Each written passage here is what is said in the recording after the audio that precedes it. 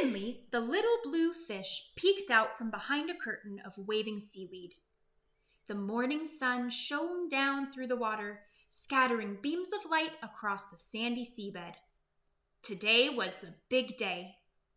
His very first day of Coral Reef School. Finley's fins quivered.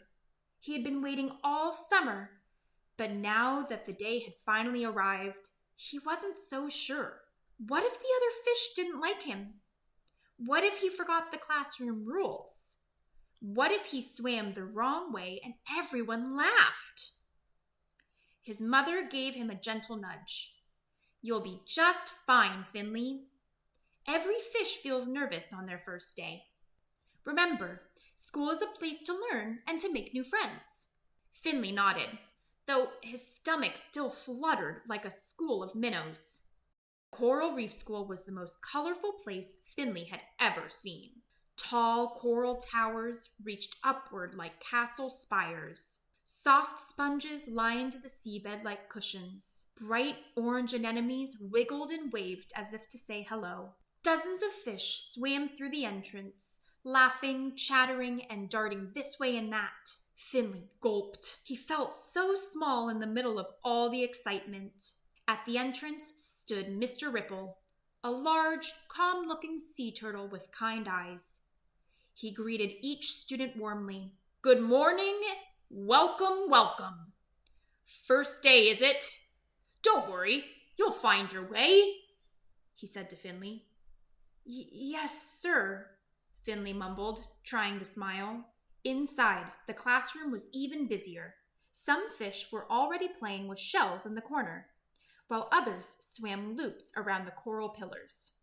A group of clownfish told jokes that made them all giggle. Finley swam slowly toward the back, hoping no one would notice him. "Good morning, class!" boomed a cheerful voice. Everyone turned as Miss Starfin, a sparkly starfish with a bright smile, clapped her arms together. "Settle down, please. Let's gather in a circle." The students swam into place. Finley stayed close to the edge, hoping he wouldn't have to say anything. "Welcome to Coral Reef School," Miss Starfin said. "Today, we're going to learn together, play together, and take care of one another. Before we start, let's go over our classroom rules." She pointed to a big clamshell that had words etched inside. 1. Listen while others are speaking. 2. Share and take turns.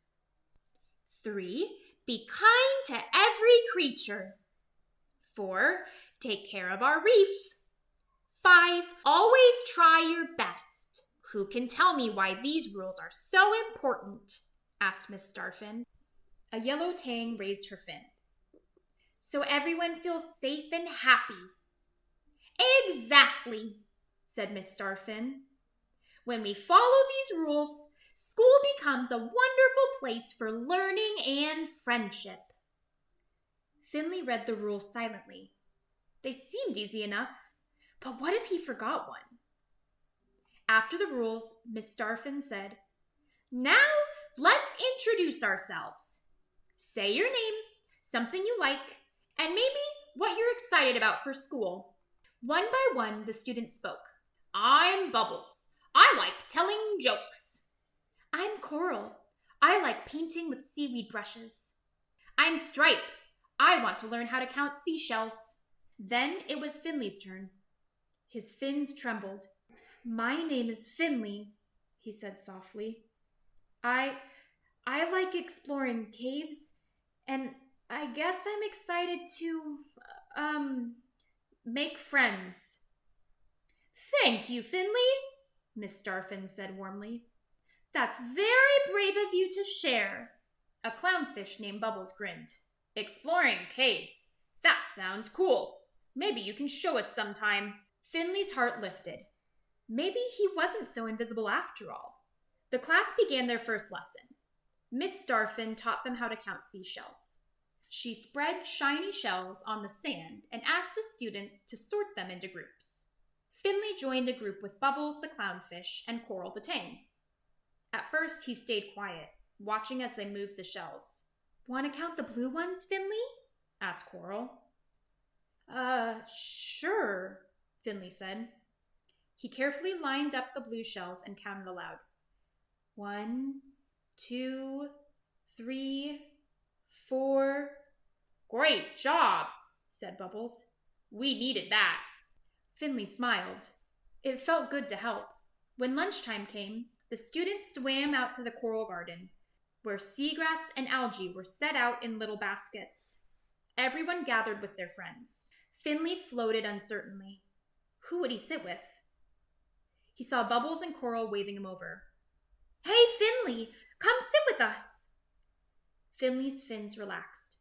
He swam over and shared his lunch of tiny shrimp flakes. They chatted about their favorite sea games and told stories about funny things they'd seen near the reef. For the first time that day, Finley laughed. After lunch came recess.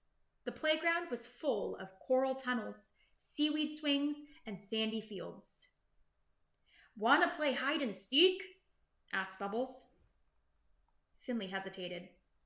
He was nervous about swimming too far, but he nodded. Bubbles covered his eyes and started counting. 1, 2, 3. Finley darted into a coral tunnel. The water was cool and quiet inside. At first, he was afraid of getting stuck, but then he remembered he liked exploring caves. He swam deeper until he found the perfect hiding spot. "Found you," giggled Bubbles, peeking in. Finley laughed too. "You're fast!"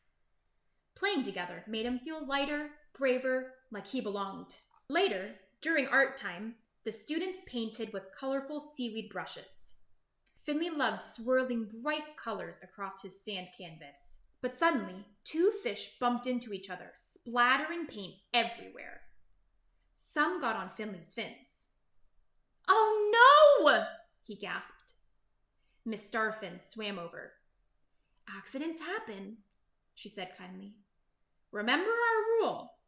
Be kind to every creature." The 2 fish apologized, and Finley forgave them. They all laughed and cleaned up together. Finley realized that following the rules helped everyone feel better, just like Miss Starfin had said. As the day ended, Miss Starfin gathered the class. "You all did wonderfully today," she said. "Remember, tomorrow we'll learn even more. Don't forget our rules, and always try your best." The students swam out in groups, chatting happily. Bubbles and Coral swam beside Finley. "Want to meet at the seagrass swings tomorrow?" Bubbles asked. "Yeah," Finley said, his fins fluttering with excitement. As he swam home, Finley thought about how nervous he had been that morning. Now he couldn't wait to come back. He had made friends, learned the rules, and discovered that school wasn't scary at all. It was the beginning of a big adventure.